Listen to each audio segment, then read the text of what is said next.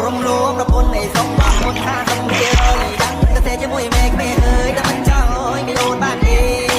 เพื่อตะเปียวนี่ก็โดนรอมันตอนดีต้องรำมวยระยะเมลจำโดนสะเรยบ้างจากเธอสองประมาณตัวจะไม่อยากเอาตัวต้องเลยนี้ของยิงโดนไทยไอ้สองประมาณตัวจะไม่อยากเอาแต่บางครั้งคอยคุยไปเจ้ายิงแต่เราโดนนี่เรียนเติมโตเนี่ยเชียร์เพื่อได้เดโมช่องแม่แม่ต้องโดนมันจะเป็นเหตุการณ์โดนตัวจริง